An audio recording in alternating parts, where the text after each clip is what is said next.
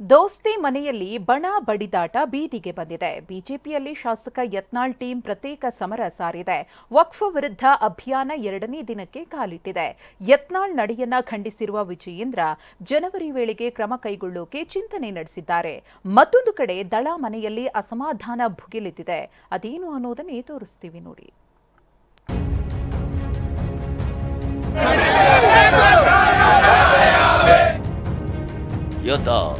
ಅಂತರ್ಯುದ್ಧ ಕೇಸರಿ ಮನೆಯಲ್ಲಿನ ಒಳಬೇಗುದಿ ವಿಜಯೇಂದ್ರ ನಾಯಕತ್ವಕ್ಕೆ ವಿರೋಧ. ಒಪ್ಪೋ ಮಾತೇ ಇಲ್ಲ.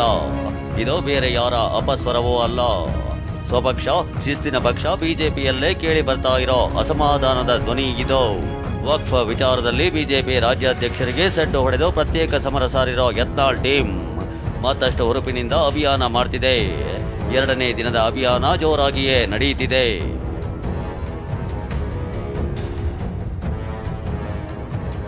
ಬಣ ಬಡಿದಾಟ 2ನೇ ದಿನಕ್ಕೆ ಕಾಲಿಟ್ಟ ಯತ್ನಾಳ್ ಅಭಿಯಾನ. ಕಲಬುರಗಿಯಲ್ಲಿ ಬಿಜೆಪಿ ಶಾಸಕ ಯತ್ನಾಳ್ ನೇತೃತ್ವದಲ್ಲೇ ಜಾಥಾ.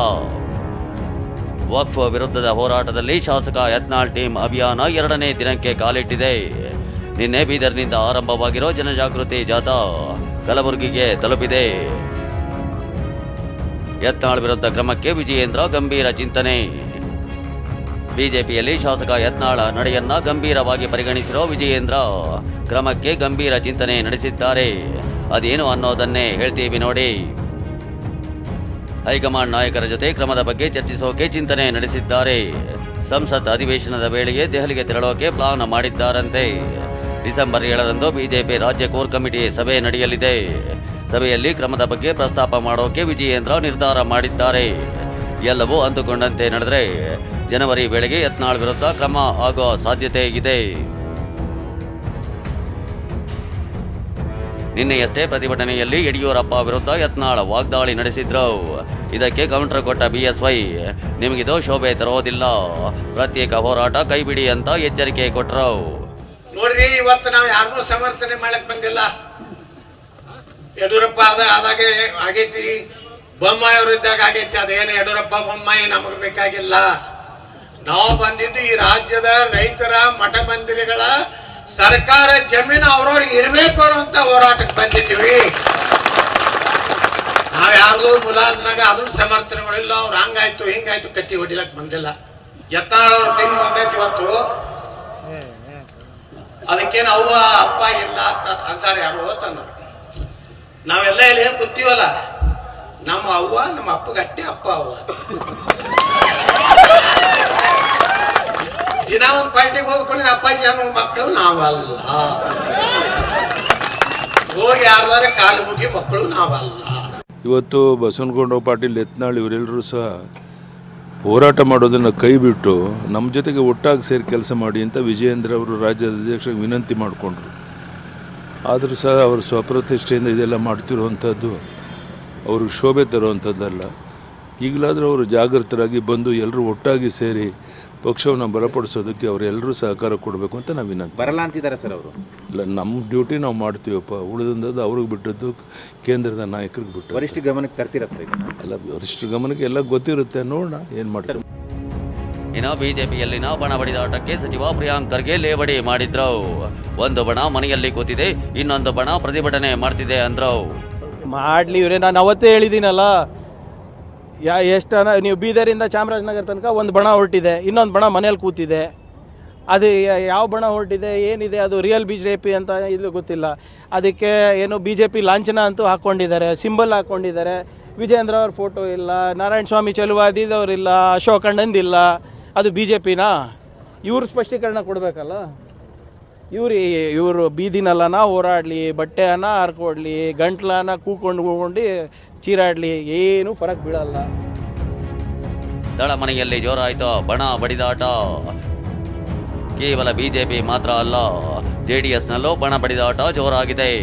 ಮೊನ್ನೆಯಷ್ಟೇ ಕುಮಾರಸ್ವಾಮಿ ವಿರುದ್ಧ ಶಾಸಕ GT ದೇವೇಗೌಡ ಅಸಮಾಧಾನ ಹೊರಹಾಕಿದ್ರು. ಇದೀಗ ಬೈ ಎಲೆಕ್ಷನ್ ರಿಸಲ್ಟ್ ಬಳಿಕ ಸಿಎಂ ಇಬ್ರಾಹಿಂ ಆಕ್ಟಿವ್ ಆಗಿದ್ದಾರೆ. ಅದೇನು ಅನ್ನೋದನ್ನೇ ಹೇಳ್ತೀವಿ ನೋಡಿ. ಬೈ ಎಲೆಕ್ಷನ್ ಫಲಿತಾಂಶದ ಬಳಿಕ ಸಿಎಂ ಇಬ್ರಾಹಿಂ ಫುಲ್ ಆಕ್ಟಿವ್ ಆಗಿದ್ದಾರೆ. ಅಸಮಾಧಾನಿತ ಜೆಡಿಎಸ್ ನಾಯಕರ ಸಂಪರ್ಕಕ್ಕೆ ಪ್ರಯತ್ನ ನಡೆಸುತ್ತಿದ್ದಾರೆ. ಈಗಾಗಲೇ ಬಿಜೆಪಿ ಜೊತೆ ಮೈತ್ರಿ ಮಾಡಿಕೊಂಡಿದ್ದಕ್ಕೆ ಅಸಮಾಧಾನದಿಂದ ಇಬ್ರಾಹಿಂ ಪಕ್ಷದಿಂದ ಹೊರಗೆ ಬಂದಿದ್ದಾರೆ. ಸ್ವಲ್ಪ ದಿನ ತಟಸ್ಥವಾಗಿದ್ದ ಇಬ್ರಾಹಿಂ ಇದೀಗ ಫಲಿತಾಂಶದ ಬಳಿಕ ಆಕ್ಟಿವ್ ಆಗಿದ್ದಾರೆ. ತೃತೀಯ ರಂಗ ರಚನೆ ಹೆಸರಲ್ಲಿ ಅಸಮಾಧಾನಿತರ ಸಂಪರ್ಕಕ್ಕೆ ಮುಂದಾಗಿದ್ದಾರಂತೆ. ಮೊದಲ ಭಾಗವಾಗಿ ಜಿಟಿ ದೇವೇಗೌಡರನ್ನ ಭೇಟಿಯಾಗಿ ಮಾತುಕತೆ ನಡೆಸಿದ್ದಾರೆ.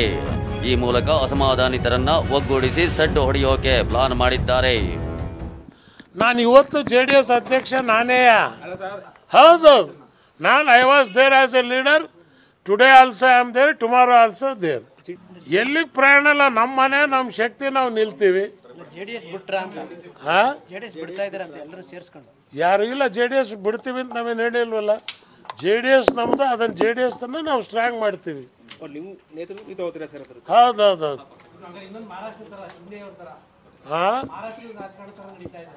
ಮಹಾರಾಷ್ಟ್ರದ ಕರ್ನಾಟಕ ರಾಜ್ಯದಲ್ಲಿ ಇವತ್ತು ಈ ರಾಜ್ಯದ ಹಿತದೃಷ್ಟಿಯಿಂದ ಮೂರನೇ ಶಕ್ತಿ ಅಗತ್ಯ ಅನ್ನಕ್ಕಂಥದ್ದನ್ನು ಜನ ಇವತ್ತು ಎತ್ತಿ ಹೇಳ್ತಾ ಇದ್ದಾರೆ.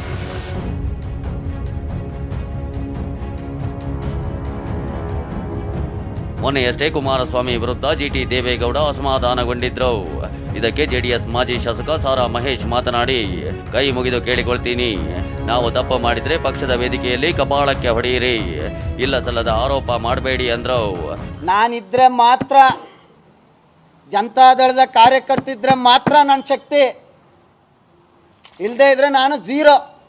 ಬೇರೆಯವ್ರಿಗೆ ಗೊತ್ತಿಲ್ಲ. ನಾನು ಮಂಜೇಗೌಡರು JDSಗೆ ಬಂದಿದ್ದಕ್ಕೆ ಇವತ್ತು MLC ಆದರು. ನಾನು JDSಗೆ ಬಂದಿದ್ದಕ್ಕೇ 3 ಸತಿ ಶಾಸಕನಾಗಿ ನನ್ನನ್ನು ಮಂತ್ರಿ ಮಾಡಿದ್ರು. JDS ಇದ್ದರೆ ಮಾತ್ರ ನನ್ನ ಶಕ್ತಿ. JDS ಬಿಟ್ಟು ಹೋಗಿ ಏನೇನು 15 ವರ್ಷ ನಾನೇನಾಗಿದ್ದೆ ಅಂತ ನನಗೆ ಗೊತ್ತಾಯ್ತು. 3 ಕ್ಷೇತ್ರದ ಉಪಚುನಾವಣೆಯಲ್ಲಿ ಸೋಲಿನ ಬಳಿಕ ದೋಸ್ತಿ ಮನೆಯಲ್ಲಿ ಬಣ ರಾಜಕೀಯ ತಾರಕಕ್ಕೇರಿದೆ. ಇದು ರಾಜ್ಯ ಬಿಜೆಪಿ ನಾಯಕರಿಗೆ ಟೆನ್ಷನ್ ತಂದಿಟ್ಟಿದೆ. ಇದೆಲ್ಲದಕ್ಕೂ ನೇರವಾಗಿಯೇ ಹೈಕಮಾಂಡ್ ಎಂಟ್ರಿ ಕೊಟ್ಟು ಇತಿಶ್ರೀ ಹಾಡೋತ್ತೋ ಇಲ್ವೋ ಕಾದು ನೋಡಬೇಕಿದೆ. Bureau report, TV9.